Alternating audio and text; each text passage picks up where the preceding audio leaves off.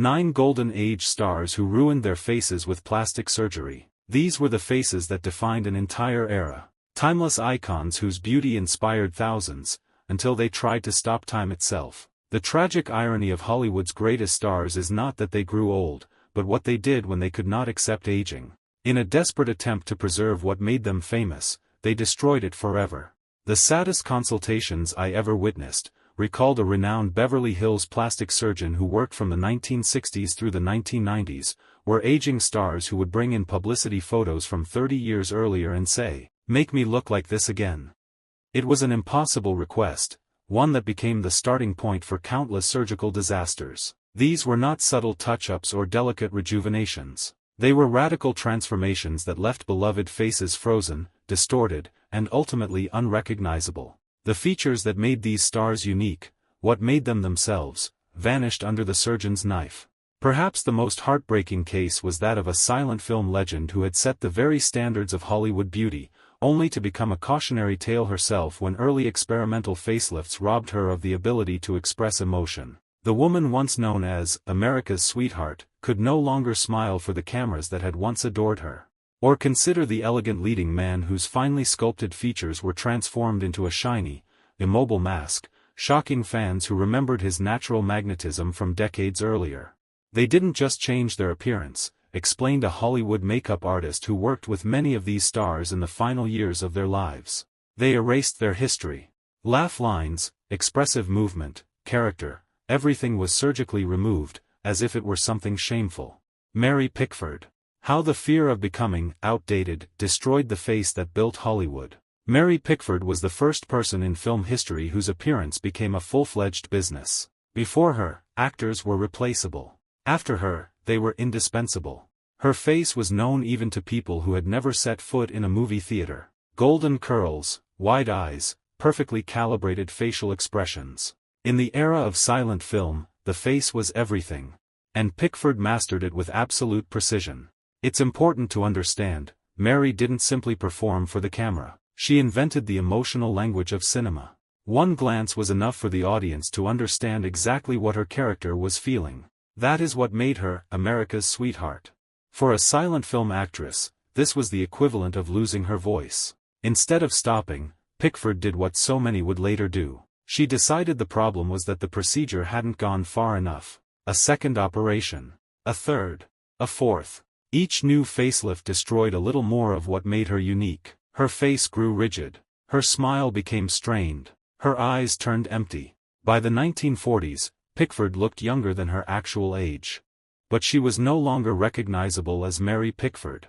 The cruelest irony is that by then, Hollywood had begun, slowly, to accept aging. But her face could no longer age beautifully. It had been fixed in place forever.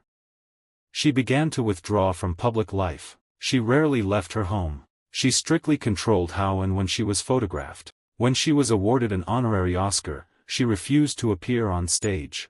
The woman whose face had once been known to the entire nation could no longer bear the public gaze. Joan Rivers. When humor became armor against the horror of aging, Joan Rivers was too smart for Hollywood. And too honest. She knew what the industry did to women, and she decided to get ahead of it by turning her own aging into a joke. Her first procedures were almost imperceptible. A minor eyelid correction. A light facelift. The difference was that Joan never denied it. She spoke about it openly. She laughed. She turned surgery into stand-up material. It gave her an illusion of control. But with each passing year, that control slipped away. Television was getting younger. Cameras were more ruthless. A female comedian over 50 was already considered risky. Every new procedure began with the same thought. Just a little more, and I'll look normal again. But normal kept moving further out of reach. Facelifts gave way to injections. Injections to implants. Implants to corrections of previous mistakes. By the 1990s, Joan's face had become tense, heavy, almost immobile. The expressiveness that a comedian relied on was gone.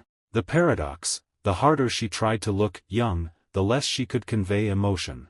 The audience began laughing, not at her jokes, but at her face. And that was the deepest humiliation. She kept joking. But the joke had become a shield, not a weapon. Backstage, Joan admitted to those close to her.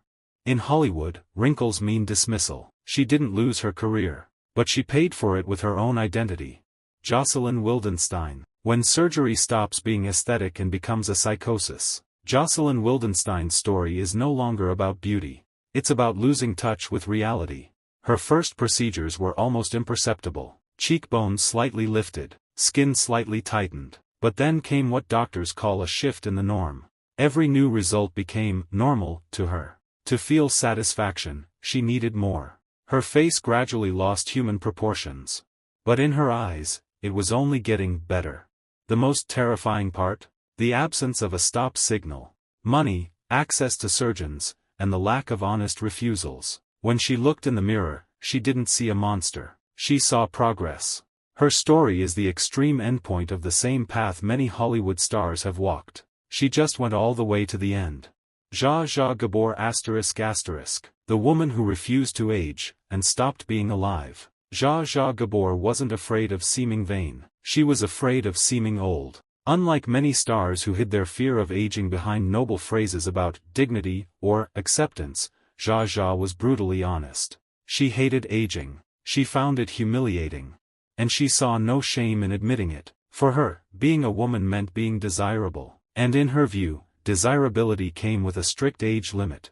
She started cosmetic procedures earlier than most of her contemporaries, back when it was still considered almost scandalous. Her first facelifts looked relatively tidy, but they set a dangerous trajectory. If a little was possible, then more was even better. Over the years, Zsa Zsa stopped seeing her face as a living part of herself. It became a service object, a project, a showcase.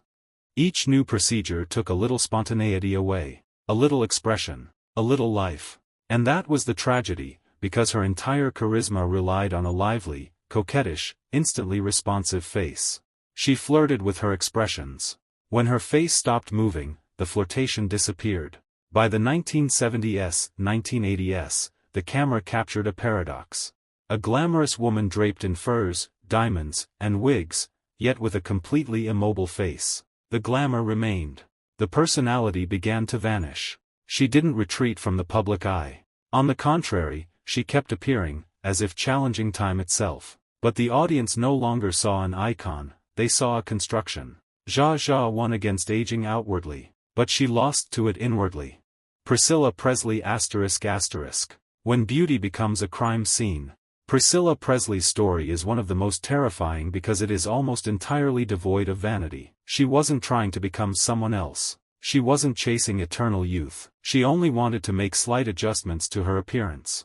It is precisely people like her who are the most vulnerable. In the early 2000s, Hollywood's beauty black market was thriving. Illegal procedures, underground injections, unlicensed, quiet, specialists promising discretion. Priscilla was injected not with medical-grade fillers, but with industrial silicone. A substance never meant for the human body. It does not dissolve. It migrates. It destroys tissue.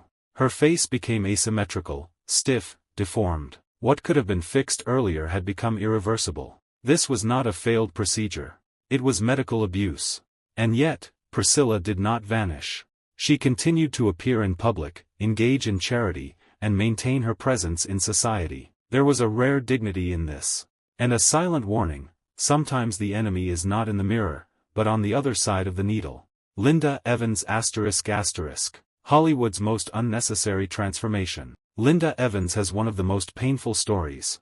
Because in her case, surgery wasn't just a mistake, it was completely unnecessary. She had the perfect foundation for graceful aging: soft features, well-defined bone structure, a calm expressiveness. The kind of beauty that only deepens with time. But after Dynasty, fear took over. The changes began erasing her individuality. Her face became tight, swollen, foreign. She stopped being recognizable, not because she aged, but because she disappeared. The harshest contrast was between her words and her appearance. In interviews, Linda spoke about spirituality, nature, and embracing life. Yet her face showed a refusal to accept it.